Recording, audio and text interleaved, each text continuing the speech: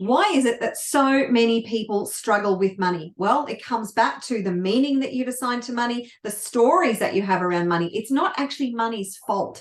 It's the internal subconscious program that you have, the fears, the doubts, the limiting beliefs, the stories, the paradigms, all of that causes your dysfunctional relationship with money, because your results are the result of your relationship with it.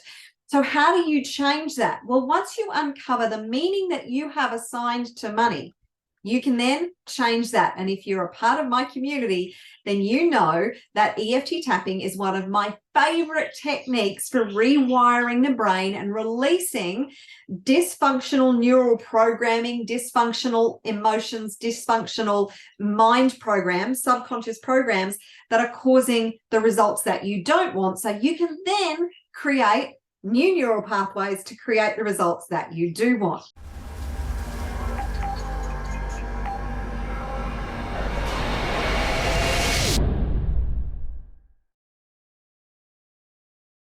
I'm Marguerita, conscious mindset coach, business strategist, and light worker from Pitbull, and founder and creator of the Wealth Consciousness Movement. And today I'm going to be giving you some context around this subject. And then we're going to look at how you can uncover the dysfunctional meaning, the programs that you have around money, and then how to change that so you can actually flip that around so you can now have functional, you can have great programs, great beliefs around money that will support you creating wealth. Does that sound cool? Okay, so what I'm going to do is give you some context first. So for instance, if you grew up in an environment where there was a lack of money, and then your parents would argue about money a lot, imagine the subject of money comes up, there's not enough money for everything that needs to happen around the kids, around the life, around blah, blah, blah. There's a lot of stress and anxiety that's caused around this subject. The kind of association that a child is going to make in that environment is money means stress, money means conflict, money means arguments, money means discomfort.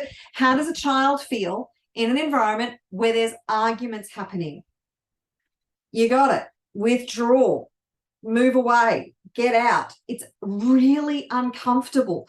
There cannot be a sense of love when you're experiencing this conflict and these arguments, and it can get pretty damn nasty. You know, I mean, there's more divorces that happen because of stress and anxiety around money than just about any other subject. So it could be that you have an association that money means divorce. And if you have if you grew up in a lack environment, then probably money means lack, because it is your association that you have made that is a self-fulfilling prophecy. Whatever beliefs you have up there, whatever meaning you have assigned to money will be a self-fulfilling prophecy. I worked with a client once who she grew up in an environment where there was actually lots of money. They were a very wealthy family, but there was a lack of love between the mother and the father. So she associated the money with a lack of love. In her mind, she believed that you couldn't have love and money, which is of course not true. But as a little girl, this was association she made. We have lots of money, but there's no love in the relationship. So they must be mutually exclusive.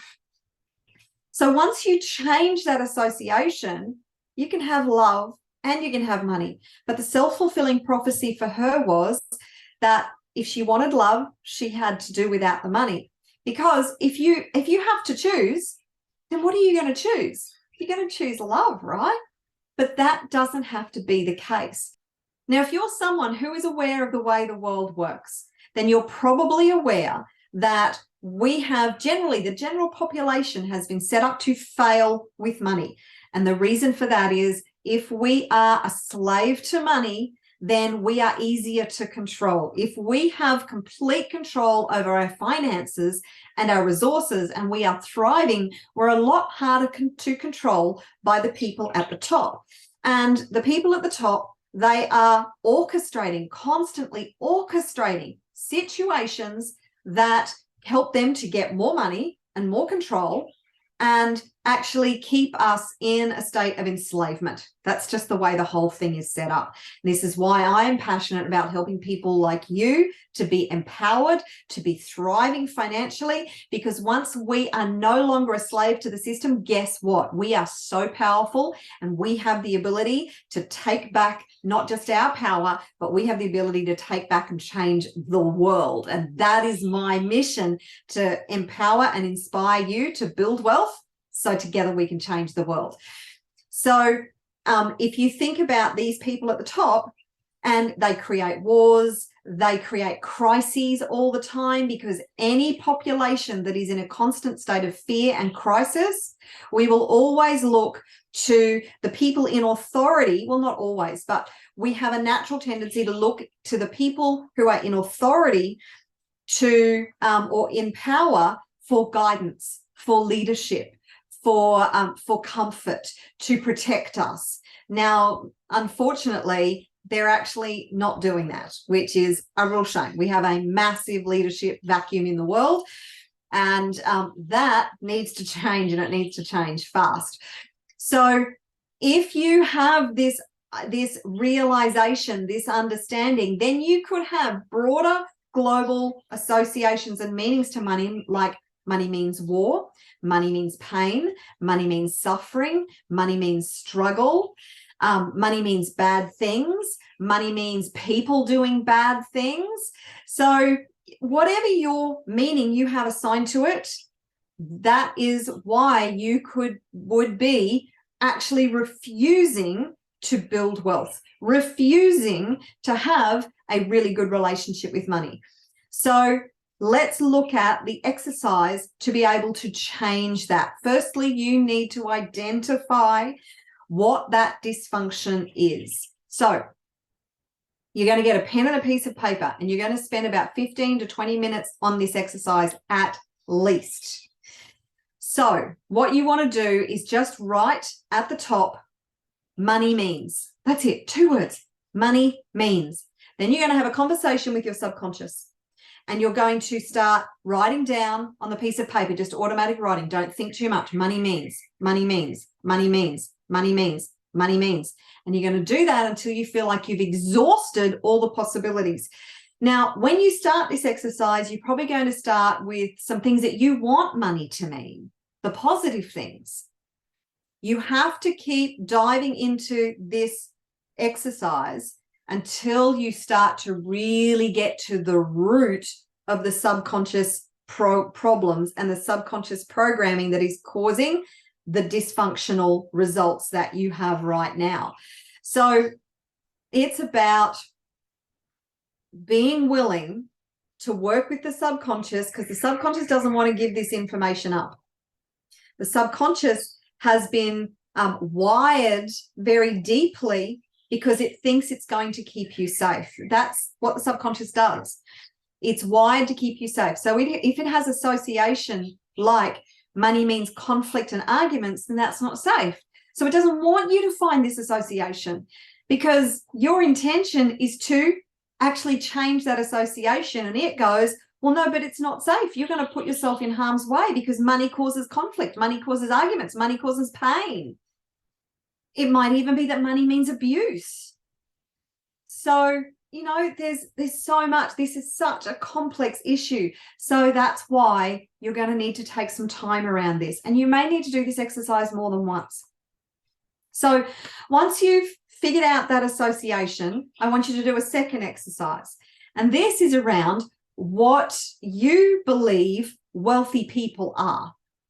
So you're going to write on the paper, wealthy people are, and you're going to write out your judgments, criticisms, your beliefs around wealthy people, because we have a very dominant set of beliefs within our society that wealthy people are unkind, they're cruel, they're mean, they're thoughtless, they're arrogant, they're rude, they're criminal, they'll do anything for money, they don't care about other people. So there's a whole heap of potential negative associations, because that is what is demonstrated to us through a lot of our media and sometimes through our environment. And whatever, we are a product of our environment. So whatever association we make with wealthy people as we're growing up, and you've probably got some negative associations from the people in your environment as well, like your parents, your primary caregivers, maybe they had some negative things that they used to say about wealthy people. And the next exercise is rich people are. Now, it sounds the same, but rich and wealthy can have different connotations. So rich people are, and you do exactly the same thing. You sit there and you dive into any negative associations, beliefs, criticisms, judgments, thoughts that you have around rich people. Now, are there really nasty, horrible rich people in the world? Yeah, I spoke about a few of them just a few minutes ago. There are some really wicked, wealthy, rich people in the world. But that doesn't mean all wealthy and rich people are wicked, are unkind, are cruel, are thoughtless, want to harm others. You know, there's wealthy, rich people in the world who really want to help others. So whatever your association is, and if you believe that rich people are greedy, mean, horrible, wicked, cruel, unkind, thoughtless, arrogant, if you think all those things, then why would you want to become rich? Because then you have this association, well, if I'm rich, then I'll be all those things, and I don't want to be all those things, so I won't become rich. Do you see? This is a very complex relationship we have with money. It is highly emotionally charged. Once you change this, you can literally change your results with money. So once you've done those exercises, now here's the flip side. So what you now want to do is think, well, if this is my belief, if this is my negative belief, what do I want it to be instead? So rich people are unkind. Rich people are kind. Rich people are thoughtless. Rich people are thoughtful. Rich people are mean. Rich people are generous. Do you see how you can create the opposite? Whatever the opposite is to you, create the opposite. Then what do? EFT tapping, of course.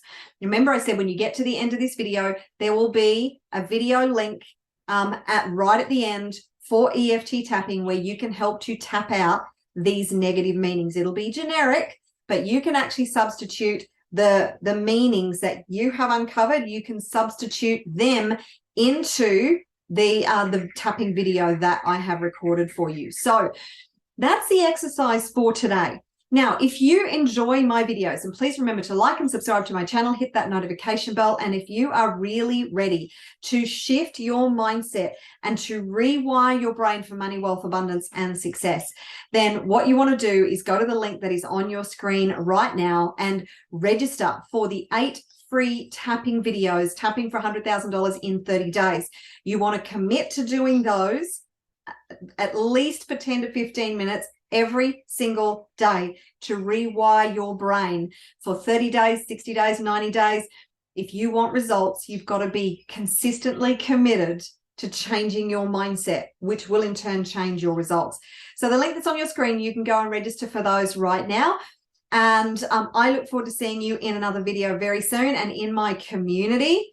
And don't forget the link at the end of this video to actually tap out these negative associations with money. So until next time, take care and bye for now.